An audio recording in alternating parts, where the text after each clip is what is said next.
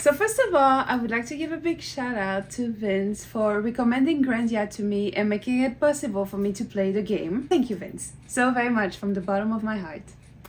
So first of all, I played Grandia the HD collection, and I must say that when I went into the first Grandia game, I did not know anything about it.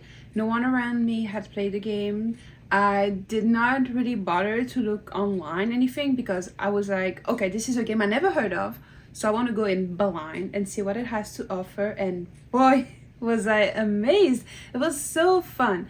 From right away, from the beginning, it really just hooked me up on it, and I was like, okay, I need to know more as to what's happening. So yeah, it was really, really good.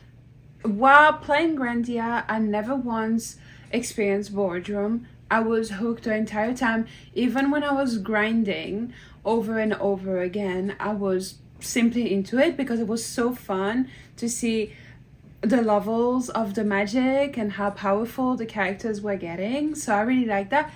I can say that the only time where I did feel a bit bored, and it was not even boredom, it was mostly frustration, was when doing the Temptation Tower, which is one of the final dungeons of this game.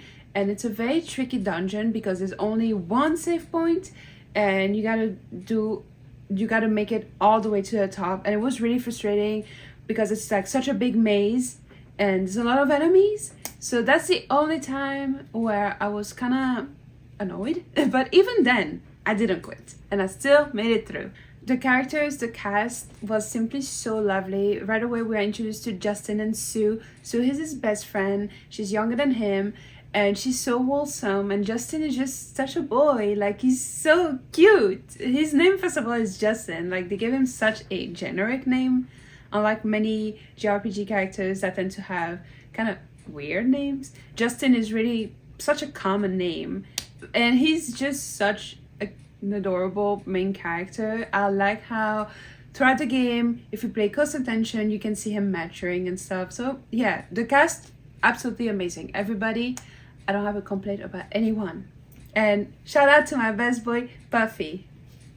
So now, graphic wise, I played the HD collection, which was very clean and polished. I personally did not like that too much. I find it very odd when they try to remaster these older games and they basically make it so clean that it seems like everything is blend together, and it felt kind of odd, but it was quickly overlooked and I didn't really have any issues with it. Grandia had amazing music. First of all, the opening song, oh my god, that song was used a lot throughout the game. You can hear a lot of different versions of it and it was used during a lot of important moments and stuff. But that intro song gave me huge 80s anime vibes, and I'm a lover of retro animes more than modern animes. So that's one thing that I absolutely love. The music in Grandia was chef's kiss. When it comes to the story, Grandia did not disappoint. I'm so glad I went in this game blind. I'm so glad that nobody told me anything about it because it was such a lovely story and it really felt like seeing the tale of a child that, like he doesn't give up on his dream and stuff and he just keeps on going and going. It was so amazing in more ways than one. It felt really relatable, and yeah, it's basically just Justin wanting to go on an adventure and becoming the best adventurer, and he doesn't want to give up on that no matter what happens, no matter how many adults try to deceive him and move him away from that path. He's just focused on that's what he wants to be and he's gonna achieve it no matter what, and I feel like he's very inspiring. Now, to choose a favorite moment in the story is very hard, but for me, I want to say that I really liked probably the middle of the story. So when we start to see Justin kind of going from the little boy that used to live in Parm to, now he's seen a little bit more of the outside world, the new continent. He's met a few friends, a few other people. I like that part a lot because I felt like the outside world influenced him a lot in a good way. So yeah, for me, definitely when it comes to Grandia, the middle of the story was really good. But everything about it was good. There was, from beginning to end, all of it was great. When it comes to Grandia 2, things are gonna change a little bit for me. So going into Grandia 2 from Grandia, I was very skeptical about it. I heard that it was just not as good as the first one, that it was not worth playing it.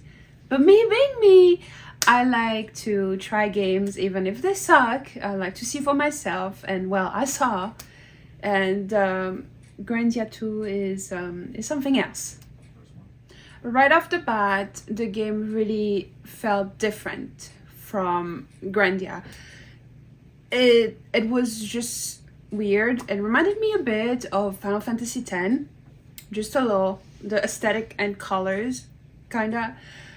But first of all, we had a very different main character, Ryudo, who we are back now with our edgy emo main character, so he's very different from Justin. And yeah, it felt weird, and the whole 3D environments and everything, it was weird, but I did not mind it so much. Later on, I thought it was okay, like it grew on me, but it's a big difference. Honestly, for me, like, I want to say an hour or two into the game, I was like, what the fuck is going on? I was not really understanding what was going on, from Elena having to get an exorcism done to the whole attack that went on in the tower. It was just, felt like the beginning was all over the place, and I felt like it was really messy for an introduction of a game. So now, like, I praise the cast of Grandia a lot. However, the cast of Grandia 2 is a completely different thing. First of all, our main character is named Ryudo, and he's just such a jerk, pretty much. He's, imagine Squall, and I want to say Cloud from Disc 1, from like the beginning of Final Fantasy VII. He's just so edgy, and he's like, okay, I'm here to get my job done, which is escort Elena to her tower and then get away. We are introduced to him, then we have Sky, his bird, and yeah, the cast was not too good. Then later on, we are introduced to many more characters, and honestly, the only character I say I like is Melania, for many reasons. One, she's absolutely beautiful.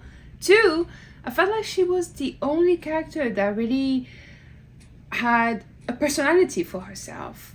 Nobody else really had anything going on from themselves. They felt really shallow, they felt really typical, really your average characters that were just thrown in there, and that's it.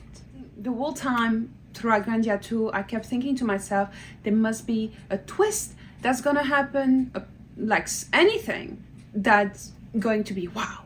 But there was nothing at all. And even when they tried to make Ryudo kind of realize that he was going soft on Elena, and he was trying to choose between her and Melania, they just felt really shallow. So the graphics, we are now in 3D, so the entire village, all surrounding everything is in 3D. It's very different from Grandia. In Grandia, when you are fighting, it looked very, 2D. I want to say they tried to bring everything to life, but it was weird to get used to. But it was okay. The graphics, they were okay. Unfortunately, again, the music now in Grandia was a big downfall from the first one. The first one had amazing soundtrack throughout the entire game. The second game, not everything was bad. They had some good music here and there, but it was just not as good. And they also used a lot of the tracks from the first game, but just remixed it to kind of fit the aesthetic of Grandia 2. The story, honestly, the story had nothing for itself. The story was just really weird. It was not bad, but it was just the entire time. I was like, what the fuck is going on? What is happening here? But it was funny though. Like, I'm not gonna lie, there was a lot of moments that I was completely cracking up because the characters were just so foolish, and I was basically not really taking it seriously because the story just did not make any sense at all. It was not good. So now, in conclusion, Grandia is gonna get a rating of 10 out of 10. Honestly, I love that game. I don't care how simple-minded, how childish it might have seemed to some people. To me, it was an amazing story. Simple, lovely, fun. Just what I need in a JRPG. Now, Grandia 2 is getting a rating of 4 out of 10 because it really just was a mess. But you guys made it very entertaining for me. Nonetheless, I'm glad that I played Grandia 2. We did come with some amazing inside jokes from it. And it made from some amazing memories as a whole. Thank you all again for introducing all these wonderful games to me. How did you guys like Grandia? Did you guys play the second game? And if yes, how did you like it? Please do let me know in the comments. I would love to hear your thoughts and opinion on these games. Until next time, this is Aurora signing out.